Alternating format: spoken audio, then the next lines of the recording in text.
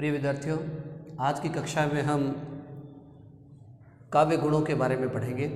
काव्य गुण हिंदी साहित्य के विद्यार्थियों के लिए परीक्षा के अंदर वैसे तो 2 नंबर का क्वेश्चन आता है, लेकिन 2 पार्ट में बटे हुए होते हैं ये, काव्य गुण और काव्य दोष। तो काव्य गुण जो है इसमें से 1 नंबर का परीक्षा के अंदर प्रश्न पूछा जाता है और साहित्य की दृष्टि से ये काफ़ी महत्वपूर्ण है और वैसे भी देखा जाए अनिवार्य हिंदी के विद्यार्थियों के लिए भी। तो जब हम पद्य भाग में सहप्रसंग व्याख्या करते हैं तो उनमें भी काव्य गुण जो है वो बताना पड़ता है कि भी उक्त रचना के अंदर कौन सा काव्य गुण जो है वो प्रयोग किया गया है। तो इसके बारे में समझना हमारे लिए बहुत ही ज़रूरी है। तो शुरुआत करते हैं काव्य गुणों की। तो काव्य गुण जो है किसी भी पदार्थ से प्राप्त होने वाले विशेषताओं को ही उस पदार्थ का गुण कहा जाता है। कोई भी पदार्थ है उसके अंदर जो विशेषताएं होती है उसको गुण कहा जाता है। भाई एक मनुष्य की अगर बात करें तो एक मनुष्य है, उसके चरित्र को उत्कृष्ट बनाने के लिए, उसके व्यक्तित्व को उत्कृष्ट बनाने के लिए उसमें गुणों का होना जरूरी होता है। उसी प्रकार से काव्य में भी गुणों का होना जरूरी होता है। काव्य को उत्कृष्ट बनाते हैं काव्य गुण, या हम साधारण तौर पर ये कह सकते हैं कि काव्य गुण जो है वो जिस प्रकार से काव्य में अलंकार काव्य की शोभा को बढ़ाते हैं, उसी प्रकार से काव्य गुण भी जो है वो काव्य की शोभा को बढ़ाते हैं।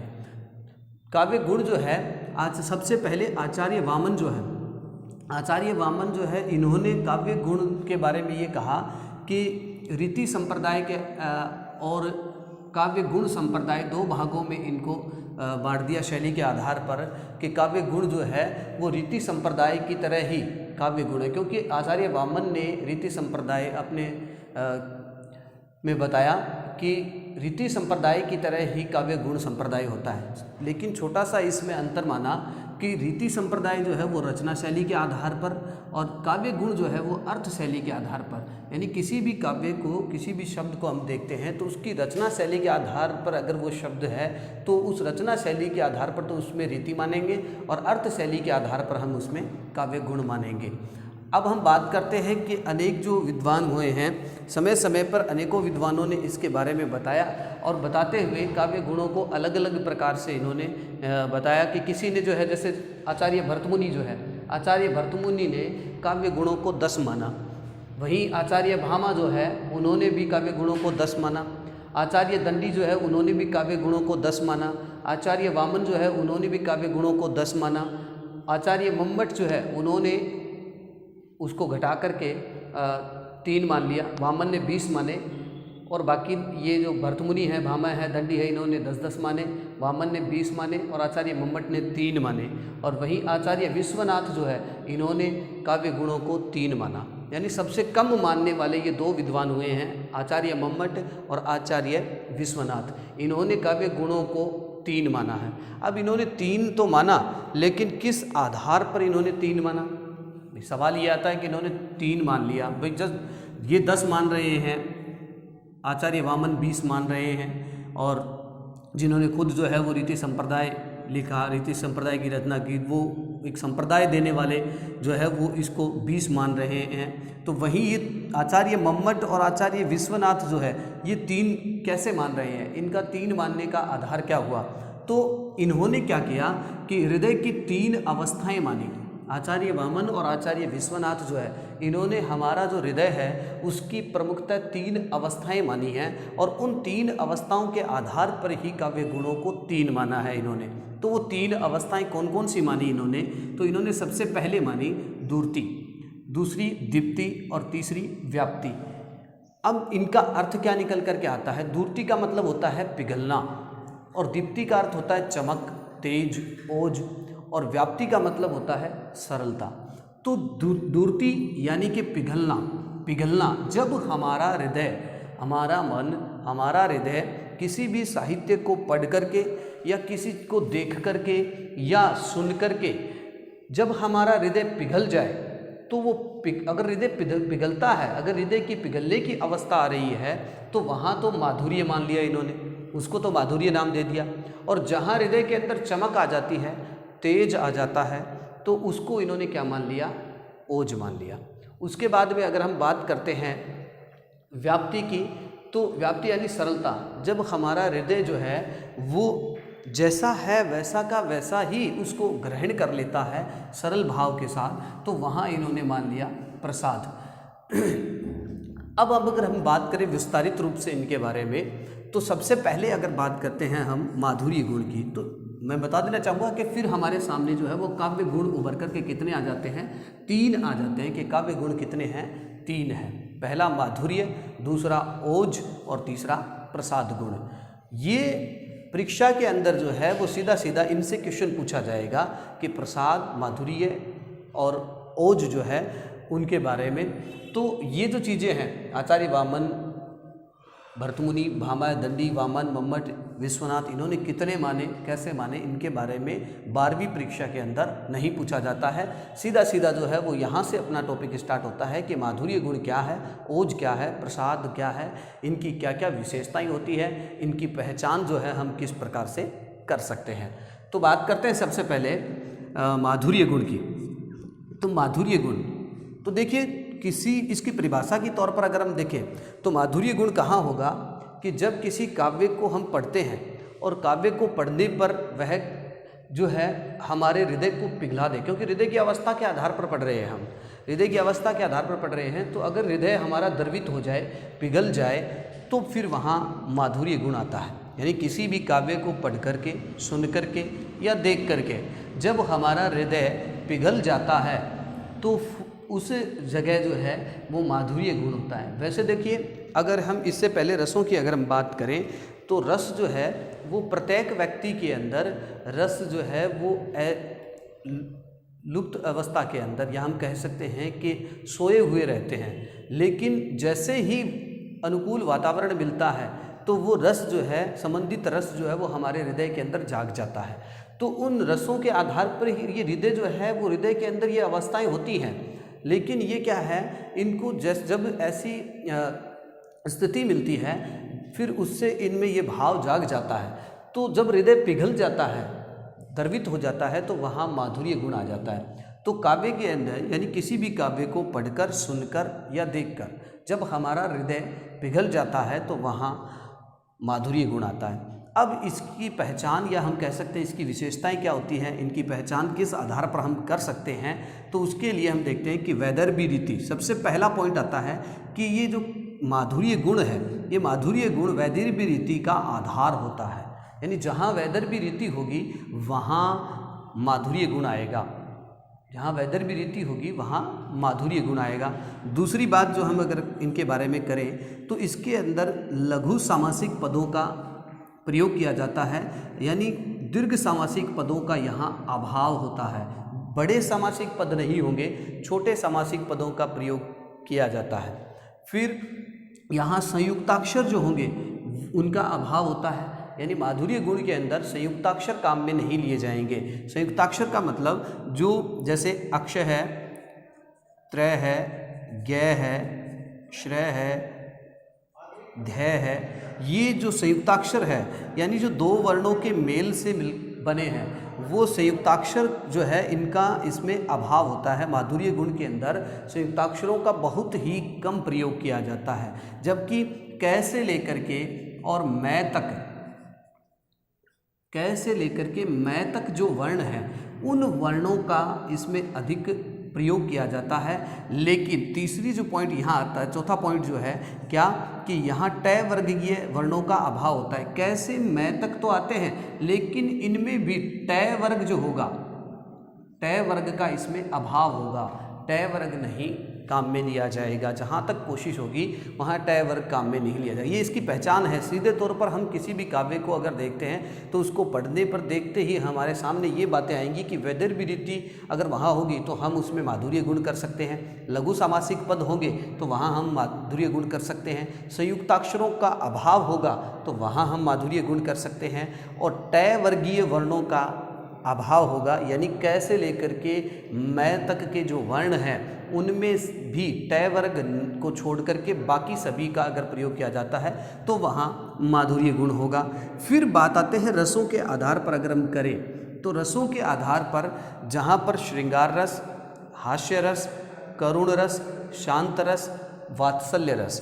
श्रृंगार, हास्य, करुण, शांत और वात्सल्य रस, ये रस जहाँ होंगे, ये रस जहाँ होंगे उस काव्य में हम जो है माधुर्य गुण कर सकते हैं। श्रृंगार रस जहाँ होगा, हास्य रस जहाँ होगा, करुण रस जहाँ होगा, शांत रस जहाँ होगा और वात्सल्य रस जहाँ होगा, वहाँ हम माधुर्य गुण कर सकते हैं। उसके बाद में बात आती है कोमल कांत पदावली, यानी कोमल वर्णों का प्रयोग किया जाएगा। इसकी जो पदावली होगी, काव्य जो होगी कोमल होगी, जो इससे हमने पहले भी कर लिया है कि कैसे मैं तक ये कोमल कांत पदावली वाले वर्ण हैं, जिसमें हम कह सकते हैं कि कै, जैसे कै, ख, ग, यानी पहला, दूसरा और तीसरा वर्ण जो है वो ज़्यादा काम में लिया जाता है प्रत्येक वर्ग का, टय वर्ग को छोड़ करके।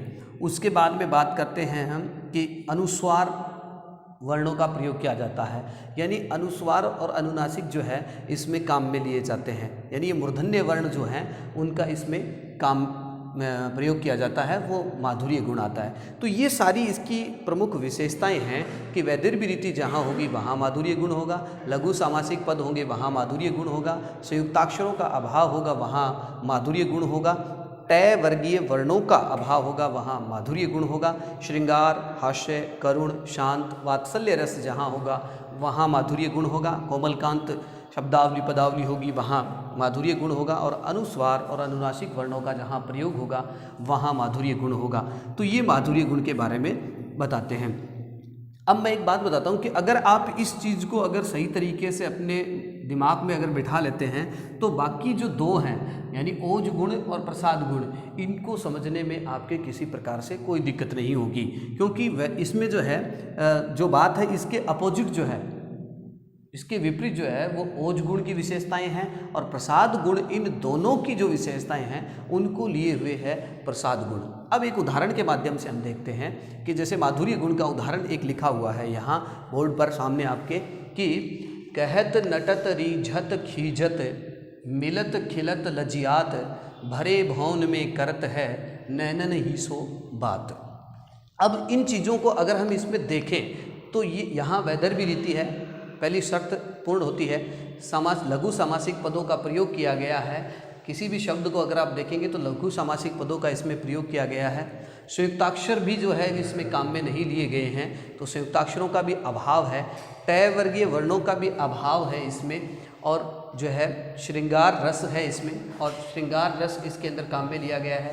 यानी रसों की अगर हम बात करें, श्रृंगार, हास्य, करुण, शांत, वात्सल्य, तो इनमें से इसमें श्रृंगार रस का प्रयोग किया गया है। देखो, कहत नटत रीझत खीजत मिलत खिलत लजियात भरे भौन में करत है नैनन ही सो बात। यहाँ एक प्रेमी और प्रेमिका के बारे में बताया गया है कि एक प्रेमी और प्रेमिका जो है एक लोगों से भरी हुई सभा के अंदर, एक भवन के अंदर बैठे हैं, और वहाँ वो एक दूसरे से बात जो है वो आँखों के इशारे के माध्यम से बात कर रहे हैं। तो नायक नायिका के मध्य जो बातें हो रही है प्रेम पूर्वक, कि वो उससे कहते हैं, फिर वो मना कर देती है, फिर वो रीझते हैं, वो चिढ़ जाती है, फिर उनकी आंखें जो है वो एक दूसरे से मिलती है, और नायिका जो है, प्रेमिका जो है, वो लज्जा से भर जाती है, शर्मा जाती है। इस प्रकार से लोगों से भरे हुए भवन के अंदर नायक और नायिका, प्रेमी और प्रेमिका जो है वो नैनों के जरिए जो है, आँखों के माध्यम से एक दूसरे से अपने मनोभावों को व्यक्त कर रहे हैं। तो यहाँ श्रृंगार रस काम में लिया गया है, इसलिए यहाँ कौन सा गुण हो जाएगा? माधुर्य गुण हो जाएगा।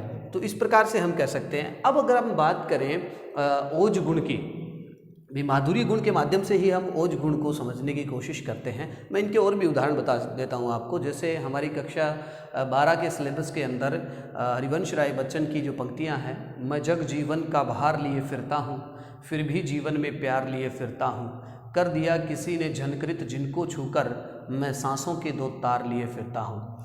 तो इसमें भी जो है वो श्रृंगार रस का प्रयोग हुआ है, इसलिए यहाँ माधुर्य गुण हो जाएगा। इसी प्रकार से मैं एक और पंक्ति बताता हूँ आपको कि हे खग हे मृग हे भ्रमरवन, तुमने वह मृग नैनी देखी, कोकिले कूक कर बतला दे, तुमने कोकिल वैनी देखी, हंसो मत हंसो, बताओ तो चलकर उस राज हंसनी को, हे सिंहो गर्जो इतना कह दो, देखा है मैथिली सिंघनी को। हे पहरेदारों, हे वन वृक्षों, बोलो वन देवी किधर गई। हे कुटी कुटी तू ही बतला, वह इधर गई या उधर गई। तो यहाँ प्रभु श्री राम जो है वो जब सीता का हरण हो जाता है उस समय जब कुटिया में वापस आते हैं तो वियोग श्रृंगार रस के माध्यम से वो अपने दुख को प्रकट करते हैं। तो यहाँ वियोग श्रृंगार रस काम में लिया गया है, साथ में करुणा भी है इसमें, इसलिए यहाँ जो है वो माधुर्य गुण का प्रयोग किया जाएगा। अब हम बात करते हैं ओज गुण की। अगर हम बात करें ओज गुण की तो इसी के माध्यम से हम ओज गुण के बारे में समझ लेंगे। अब हमें सिर्फ यहाँ नाम बदलना है और यहाँ जो जो चीज़ें बदलनी है वो मैं आपको बता देता हूँ कि सबसे पहले जो दूसरा जो आता है वो है ओज गुण। ओज गुण की अगर हम बात करें तो ओज गुण के अंदर क्या होगा, ओज गुण में अब यहाँ वैदर भी रीति है तो इसके विपरीत ओज गुण के अंदर क्या हो जाएगा, गोड़ी रीति काम में ली जाएगी कि जहाँ गोड़ी रीति होगी वहाँ पर जो है गोड़ी रीति जहाँ होगी वहाँ पर ओज गुण होगा। और फिर उसके बाद यहाँ लघु समासिक पदों का बताया गया, यानी दीर्घ समासिक पदों का यहाँ अभाव है तो इसके विपरीत ओज गुण के अंदर क्या होगा, दीर्घ समासिक पदों को काम में लिया जाएगा, यानी बड़े समासिक पद काम में लिए जाएंगे। यहाँ संयुक्ताक्षरों का अभाव है, यहाँ इसके विपरीत क्या होगा, ओज गुण के अंदर संयुक्ताक्षर ज़्यादा काम में लिए जाएंगे, यानी अक्षय, त्रय, ज्ञ, श्रय और ध्य, ये जो अक्षर हैं इनका इसके अंदर ओज गुण के अंदर ज़्यादा काम में लिया जाएगा। उसके बाद में टय वर्गीय वर्णों का माधुर्य गुण के अंदर अभाव था, जबकि ओज गुण के अंदर ये ज़्यादा होंगे। ओज गुण के अंदर टय वर्गीय जो है वो ज़्यादा होगा, यानी टय, ठय, डय, ढय, ढय ये जो होंगे ये ज़्यादा होंगे।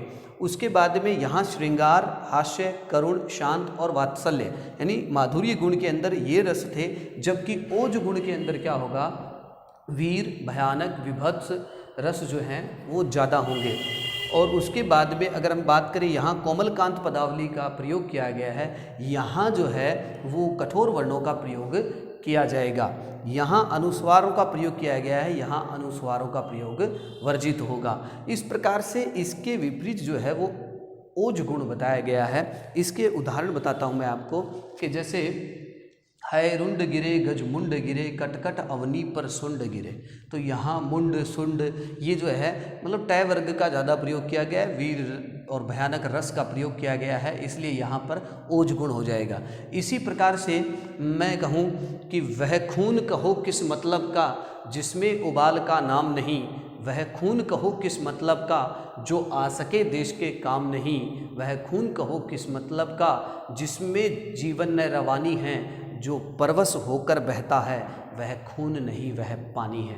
तो यहाँ भी वीर रस का प्रयोग किया गया है, इसलिए यहाँ पर ओज गुण हो जाएगा। इसी प्रकार से एक गोस्वामी तुलसीदास की एक पंक्ति है कि कवितावली से लिया गया है ये गोस्वामी तुलसीदास के, और इसमें कहा किस भी किसान, इसमें देखो टय वर्ण का जो है वो किस हद तक प्रयोग किया गया है।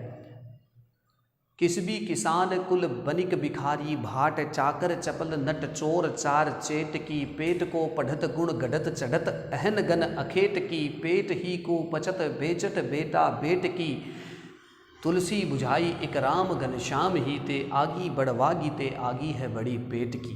तो यहाँ टय वर्ग का ज़्यादा प्रयोग किया गया है, इसलिए यहाँ ओज गुण हो जाएगा। उसके बाद में अगर हम बात करते हैं अंतिम जो है वो है प्रसाद गुण। तो प्रसाद गुण में इन दोनों की विशेषताएं होती है, ये दोनों की विशेषताओं को ही प्रसाद गुण शामिल किए हुए हैं। और वैसे सरलता के आधार पर अगर हम देखें तो किसी भी काव्य को पढ़ते ही उसका अर्थ यदि हमारे समझ में आ जाता है, उस सरलता के आधार पर वो सीधा सीधा हमारे समझ में आ जाता है, तो वहाँ प्रसाद गुण का प्रयोग किया जाता है। और वैसे अगर हम देखें तो प्रसाद कहाँ मिलता है, मंदिर में प्रसाद मिलता है मंदिर में, और मंदिर के अंदर प्रसाद मिलता है तो भक्ति हो गया, यानी मंदिर में क्या होती है, भक्ति होती है। तो भक्ति भाव जहाँ होगा, भक्ति रस जहाँ होगा, वहाँ सर्वाधिक जो है वो प्रसाद गुण पाया जाएगा। रस के आधार पर अगर हम देखें और वैसे सरलता के आधार पर अगर हम देखें तो, और इसको ये भी कहा जाता है इसके बारे में, जिस प्रकार से सूखी लकड़ी के अंदर अग्नि जो है वो जल्दी प्रवाहित हो जाती है, अग्नि जो है वो सूखी लकड़ी जल्दी पकड़ लेती है, उसी प्रकार से काव्य जो है वो जल्दी से समझ में आ जाए तो वहाँ प्रसाद गुण का प्रयोग किया जाता है। अब इसके उदाहरण के तौर पर अगर हम देखें तो कोई भी सरल काव्य का उदाहरण हम इसमें ले सकते हैं, जैसे हे प्रभु आनंद दाता ज्ञान हमको दीजिए, शीघ्र सारे अवगुणों को दूर हमसे कीजिए। तो यहाँ सीधा सीधा अर्थ जो है वो हमारे समझ में आ रहा है। इसी प्रकार से एक प्रार्थना है, ऐ मालिक तेरे बंदे हम, ऐसे हो हमारे कर्म, नेकी पर चले और बदी से टले, ताकि हंसते हुए निकले दम। तो यहाँ भी जो है वो प्रसाद गुण का प्रयोग जो है वो किया गया है। तो जब किसी काव्य को हम पढ़ते हैं और सीधा सीधा अर्थ यदि हमारे समझ में आ रहा हो, सरलता के साथ हमारे अर्थ समझ में आ रहा हो, तो वहाँ हम प्रसाद गुण का प्रयोग कर सकते हैं। जैसे एक और उदाहरण देखिए, जाकी रही भावना जैसी, प्रभु मूर्ति देखी तिन तैसी।